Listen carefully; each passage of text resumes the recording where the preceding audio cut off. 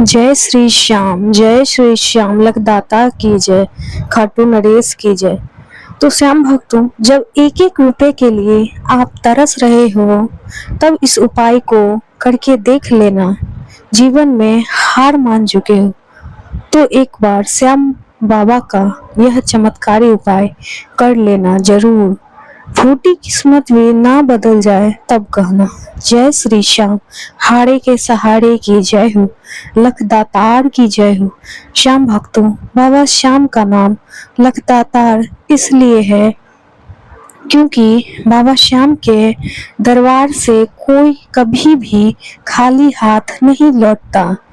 जो भी भक्त अपनी मुरादें लेकर उनके दरबार जाता है तब वह भक्तों की मुरादें जरूर पूरी करते हैं। कई भक्त ऐसे भी हैं जो कहते हैं बाबा श्याम हमारी सुनते नहीं है तो बाबा श्याम हमारी मनोकामना नहीं पूरी करते हैं। आज मैं वीडियो में आगे कुछ उपाय भी शेयर करूंगी जो कि आप एक बार करके देखिएगा। इस उपाय को करने से वह हर मनोकामना पूरी होती है जो भक्तों के मन में होती है। श्याम भक्तों, अगर आपका कोई काम बन नहीं रहा है, व्यापार अच्छा नहीं चल रहा है, घर में कलेश का माहौल है या कर्ज से परेशान हो, आप विवाह होने में परेशानी हो रही है या शारीरिक कोई कष्ट हो, कोई भी परेशानी हो, किसी भी तरह की परेशानी हो, यह उपाय आप जरूर करें। चलिए जान लेते हैं उपाय क्या है। वीडियो को शुरू करते हैं। वीडियो पसंद आए तो वीडियो को लाइक कीजिएगा और अपने ही चैनल भक्ति ज्ञान को सब्सक्राइब जरूर से कर लीजिएगा। बाबा श्याम नाम का जयकारा जरूर से लगाइएगा। श्याम भक्तों, सबसे पहले है विश्वास।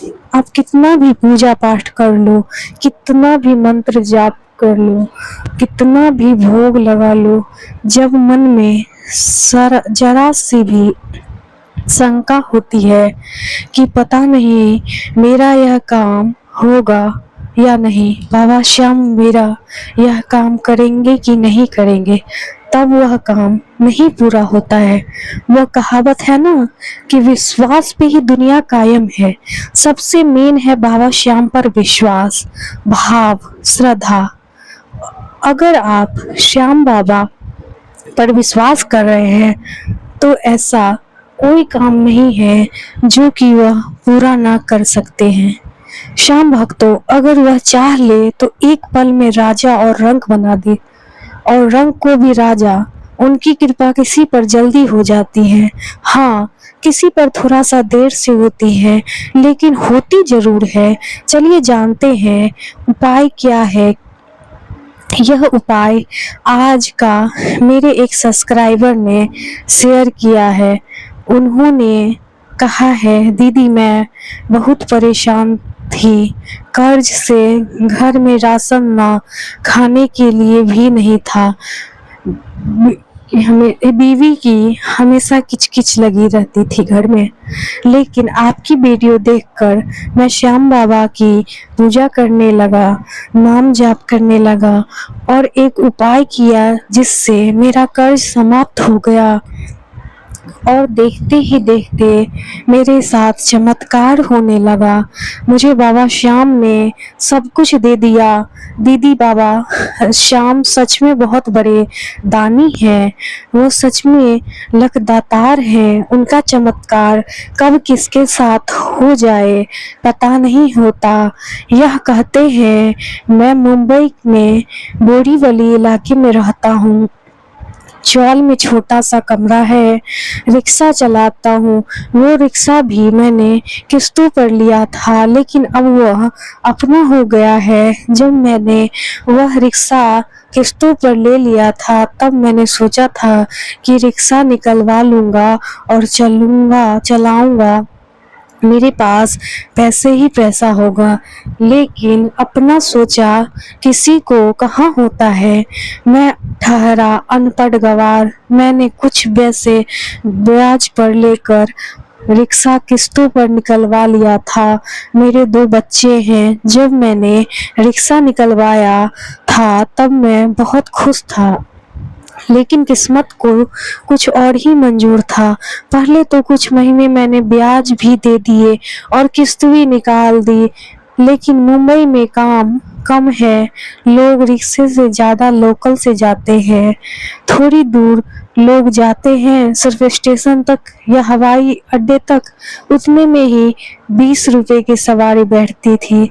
मैं बहुत परेशान था। जितनी कमाई होती थी उतना तो सिर्फ ब्याज और किस्त भरना पड़ता था, किस्त में निकल जाता था। पत्नी रोज रोज चिक चिक करती थी। वह घरों में खाना बनाने का काम करती थी, उसी के पैसों से घर का राशन आता था।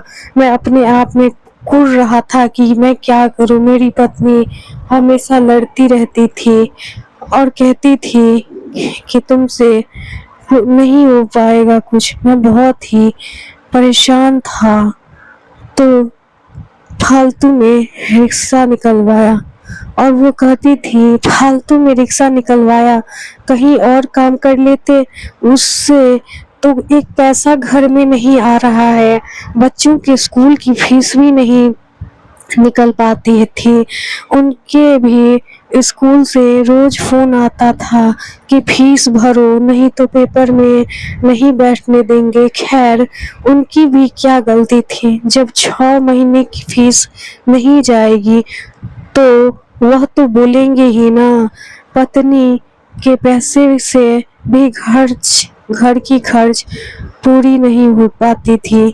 तभी पत्नी की खर्च से परेशान, खर्च से राशन आ जाता तो कभी दुकान से उधार ले आती मेरी पत्नी। राशन बहुत परेशान था। मैं मैं बहुत ही ज़्यादा परेशान था, अपने आप में शर्मिंदा हो रहा था। एक दिन मैंने आपकी वीडियो देखी थी, बाबा श्याम की पूजा नाम जाप वाली और अर्जी वाली भी देखी थी। तो और कई लोगों के साथ जो चमत्कार वाली वीडियो है वो भी मैंने देखी थी। तब से ही मैं भी बाबा श्याम का पूजा करने लगा था। उनका नाम जाप भी करता था, लेकिन खाटू धाम नहीं गया था। पहले 2-3 महीने कुछ खास फर्क देखने को नहीं मिला मुझे, लेकिन एक दिन अचानक से मेरे साथ बहुत ही बड़ा चमत्कार हुआ। यह भाई कहते हैं शाम में रिक्शा चलाकर घर जा रहा था, मुझे बाबा श्याम का एक मंदिर दिखा। मैं वहीं रुक गया। आजकल बाबा श्याम का मंदिर जगह जगह पर रहते हैं, छोटे छोटे मंदिर हर जगह देखने को मिलते हैं। तो वहीं उनके साथ हर जगह छोटे छोटे मंदिर आपको मिल जाएंगे। तब यह भाई कहते हैं कि मैं वहीं रुककर बाहर से ही बाबा श्याम को कहने लगा, हे बाबा श्याम, मैं इतनी तुम्हारी पूजा करता हूँ कि इतना नाम जाप करता हूँ, लेकिन आप मुझ पर कृपा क्यों नहीं कर रहे हो। वीडियो तो मैंने बहुत देखी थी चमत्कार वाली, आप तो लोगों के ऊपर चमत्कार करते हो, मेरे ऊपर क्यों नहीं करते हो। मेरे साथ भी चमत्कार करो। मैं बहुत परेशान हूँ, निराश हूँ, क्या करूँ मैं, समझ में नहीं आ रहा है। तब यह कहते हैं मैं वही रिक्शे में बैठे बैठे सोच रहा था कि क्या करूं। अपने मन में सोच रहा था कि क्या करूं। घर जाता हूं तो पत्नी से आधी आधी रात तक तो लड़ाई होती है, खाना भी नहीं देती है। खाने के लिए मैंने सोचा आज रात यही रिक्शे में सो जाऊंगा, नहीं जाऊंगा घर। यह कहते मैं वही रिक्शे में बैठ गया था। 1 घंटा बीत गया। वहां के पुजारी मंदिर बंद करके घर जा रहे थे। उन्होंने कहा बेटा मंदिर बंद हो चुका है, घर जाओ। यह कहते ही मैंने उनसे कहा महात्मा जी कहाँ जाऊं मैं, मेरी पत्नी बहुत लड़ती है मुझसे। तब वो पंडित जी कहने लगे कि क्यों लड़ती है तुम्हारी पत्नी, कुछ ना कुछ तुमने ही गलत की होगी तभी वो लड़ती होगी।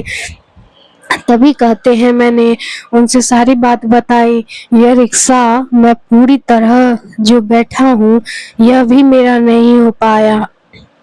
किस्त नहीं भर पा रहा हूँ, तब कभी भी वह लोग मेरा रिक्शा भी ले जाएंगे कंपनी वाले, क्या करूं मैं, काम धाम है ही नहीं।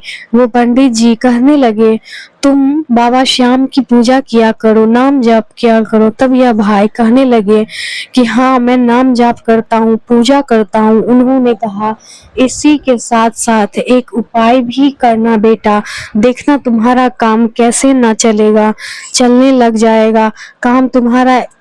इस उपाय को करने से जब ना चले तब कहना। तब यह कहते हैं, मैंने उनसे पूछा कि करना क्या होगा पंडित जी।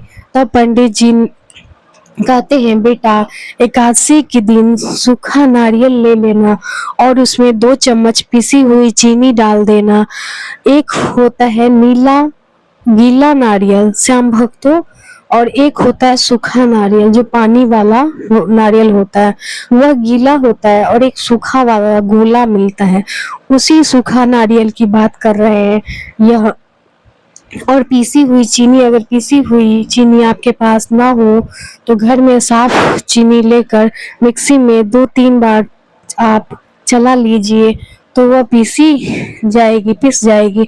फिर उसमें 2 चम्मच घी डालना है और 2 चम्मच शहद डालकर हाथों में सभी सामान को अच्छे से मिक्स कर लीजिए।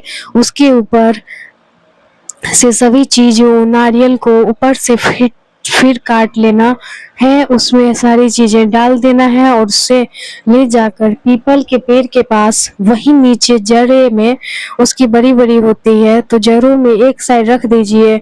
अगर नहीं आप रख पा रहे हैं, थोड़ा सा मिट्टी हटा के नारियल को उसमें गाड़ दीजिए। याद रखें, पूरी तरह उसे नहीं ढकना है, ऊपर का भाग खुला रहना चाहिए। फिर वहां कहना है, हे पीपल देवता, हे बाबा श्याम, यह भोग मैं आपको समर्पित कर रहा हूँ, यह कर रही हूँ। इस भोग को आप स्वीकार कीजिए और मेरे जीवन में कृपा कीजिए, मेरी सभी परेशानियों का अंत कीजिए। फिर वो पंडित जी कहने लगे, बस बेटा इतना कर देना, बाबा श्याम पर पूर्ण विश्वास रखना, रोज उनकी पूजा करना, रोज उनके मंत्रों का जाप करना। तब यह भाई कहते हैं कि ठीक है पंडित जी, मैं करूंगा यह उपाय। पंडित जी कहने लगे, बेटा एक काम और करना। तब मैंने पूछा कि क्या करना है। वह कहते हैं, जब तेरे जीवन में उस उपाय को करने के बाद सब कुछ अच्छा हो जाएगा, जब तू एकदम सक्षम हो जाएगा, बस 10 ब्राह्मणों को भोज करवा देना अपनी श्रद्धा के अनुसार, या तो 10 कन्याओं को भोज करवा देना। अगर वो भी ना कर सकते हो तो मंदिर में जाकर मिठाई चढ़ा देना। वो भी अगर नहीं कर सकते हो तो 10 गरीबों की मदद कर देना। यह करना जरूरी 10 के फॉर्म में ही करना है। यह भाई सोच में पड़ गए कि पंडित जी 10-10 क्यों कर रहे हैं। तब वह पंडित जी ने इनसे कहने लगे कि जा बेटा, घर जा, आराम कर। तब यह भाई आगे बताते हैं कि मैं उन्हें 100 निकाल कर दक्षिणा देने लगा। मैंने उनसे कहा, पंडित जी दक्षिणा ले लीजिए। पंडित जी ने कहने लगे, पहले तू सक्षम तो बन जा, उसके बाद देना दक्षिणा। तू बहुत परेशान था, इसलिए मैंने तुम्हें यह उपाय बताया है। तब यह कहते हैं, मैंने उनसे कहा, आप रहते कहाँ हैं पंडित जी। तो वो पंडित जी कहने लगे, वो सब तू छोड़ दे, बस यह उपाय करके देख। तब ये कहते हैं, मैंने उनसे कहा, पंडित जी अच्छा एक बात पूछूं, आप बुरा तो नहीं मानोगे। तो कहने लगे वे पंडित जी, हाँ पूछ, क्या बात है। तब यह कहते हैं कि पंडित जी 10 ही क्यों। पंडित जी ने कहने लगे, जब तेरा इस उपाय को करने से कार्य पूरा हो जाएगा, 10 दिशाएं 10 के ही फॉर्म में करना। अगर तुम 10 के फॉर्म में करोगे तो जो 10 दिशाएं हैं मिलकर तेरा सहयोग करेगी, और अगर तू दान पुण्य गरीबों की सहायता करेगा तो बाबा श्याम की कृपा और भी व्यक्ति पर बनती है, और वो तो हारे का सहारा है। तब तू यह करना जरूर तब वह भाई कहते हैं, मैंने ठीक वैसे ही किया। अगला एकादशी जो आया उस पर मैंने वैसा ही किया और विश्वास नहीं मानोगे, दूसरी एकादशी आते आते चारों तरफ से मेरी मदद के लिए लोग सामने आ गए। मेरा सारा काम समाप्त हो गया और जहाँ मेरा काम अच्छा नहीं चलता था वही मेरा काम भी 4 गुना रफ्तार पकड़ लिया। तभी सवारी इतनी मिल जाती कि रात के 12-1 बज जाते, 1-1 2-2 बज जाते मुझे रात को घर आते आते। पता है दिन में एक दिन में 10,000 तक का काम मैं कर लिया करता था। अपनी पत्नी को दे देता ला के सारा पैसा, वो बहुत खुश हो जाती थी। सच में इस उपाय ने मेरी जिंदगी बदल दी। और यह कहते हैं मैंने 10 ब्राह्मणों को भोजन भी करवाया था। और हाँ, गरीबी की मैं हमेशा मदद करता हूँ। जो भी मेरे पास पैसा रहता है, मैं जब गरीब देखता हूँ, भिखारी को देखता हूँ मांग रहा होता है भीख, मैं उसके हाथ में जरूर रख देता हूँ, कुछ ना कुछ मैं उसको जरूर देता हूँ।